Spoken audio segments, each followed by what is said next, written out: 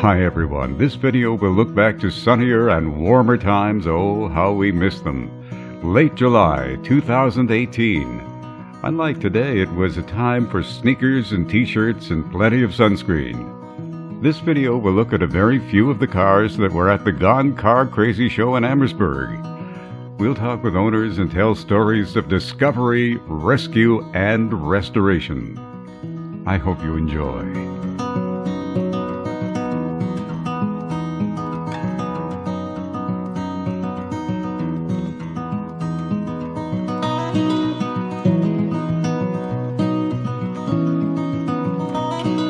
Dave, for example, is enjoying the car he has always wanted to own. Oh, it's not pretty, but it's just the way Dave wants it.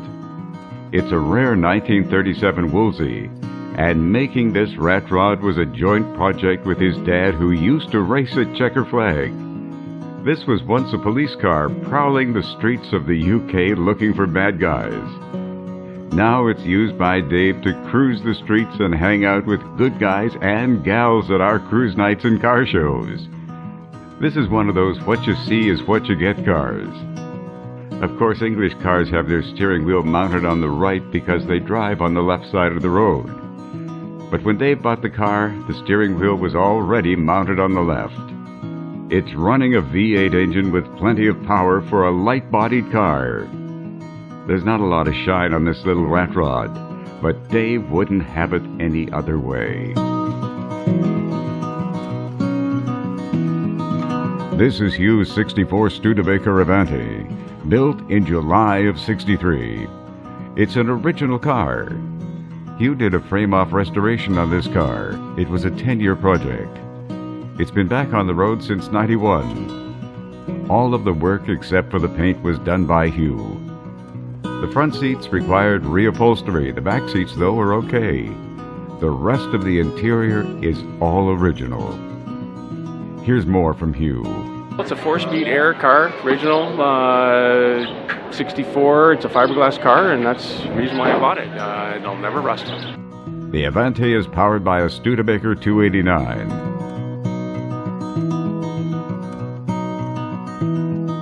This is Dennis' '53 Ford pickup. And here is his story. I bought this truck when I was 15 years old. It was my dad's truck. Spent a few years rebuilding it.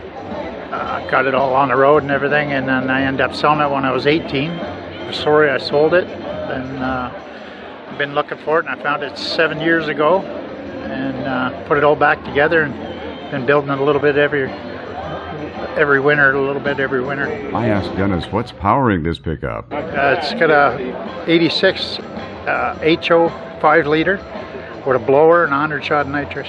That ought to put a little spark in your giddy-up. Here's Rio's 1934 Ford Barn Find. Every car has a story, and here is Rio's. Well, when I found this car was in Bowmanville, Ontario.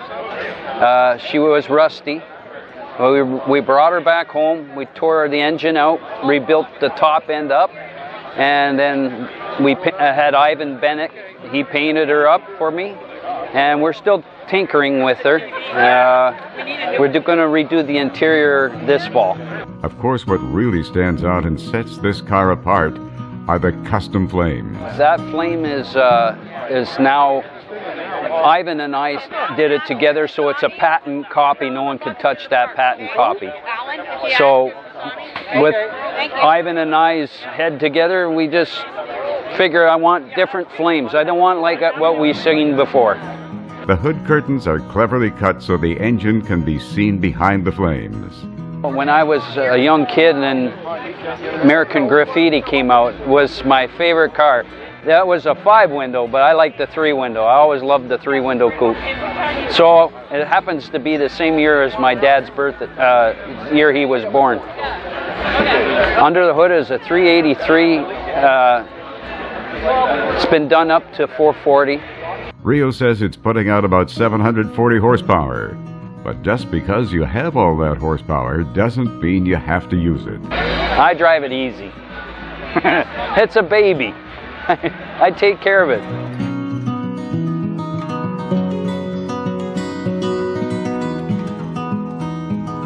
This is Ed, and his beautiful 1953 Chevrolet Hardtop. What a nice car. I asked how he found it. I found it by sheer luck.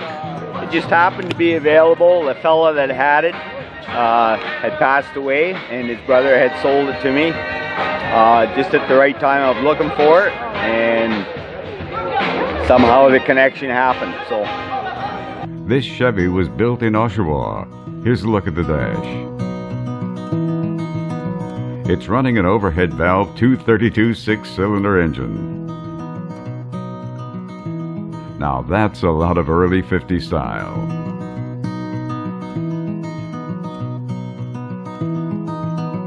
Not all cars are glistening works of automotive art. Some have their own unique appeal. That's the case with Ken's 1991 Ford Ranger that he bought at auction to haul wood out of the bush. I first ran into this unique creation in Chatham. It's been around a long time. Here's Ken's truck story. The body that was so rotten that the box collapsed, so I said to my son, I'm going to build it into something. So I tore the body off and started, and it took about 4 months, and we had it on the road. My son and I helped me. It's called Old Horny because of all the deer horns he mounted to it. And it attracts a lot of attention everywhere it goes. The kids love it. Thanks, Ken.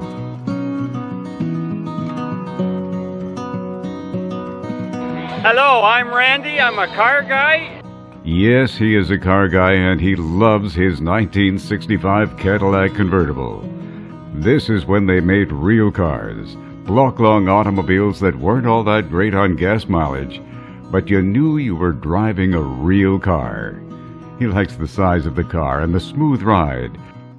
Just look at this luxury interior in a car that's more than 50 years old. This Roadrunner was a Saskatchewan barn find. Yes, they are still out there.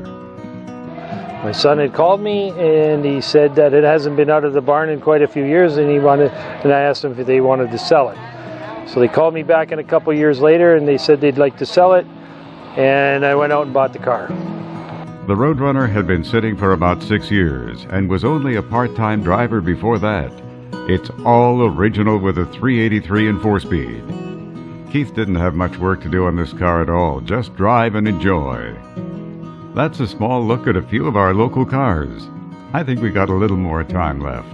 So here's a quick look at a few more cars and owners' names.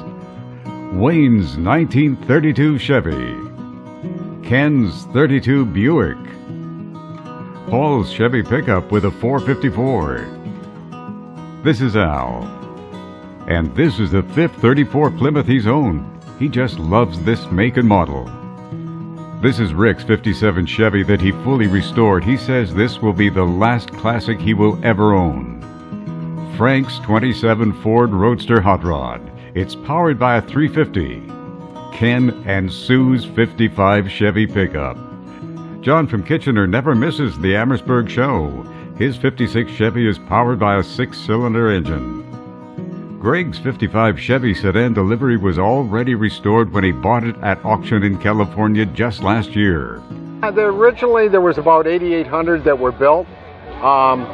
This particular car is from Napa Valley, so I'm assuming it was a farm vehicle.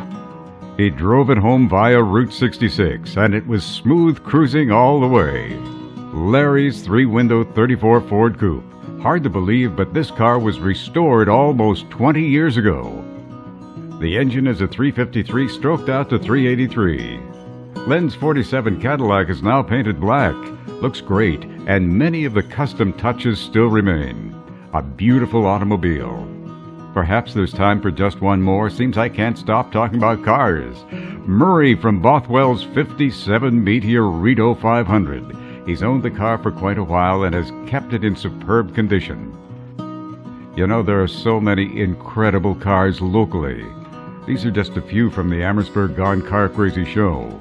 I'll have more car profiles throughout the winter. Thank you for viewing. Stay well, stay safe, and we'll see you in the spring at the car shows and cruise nights.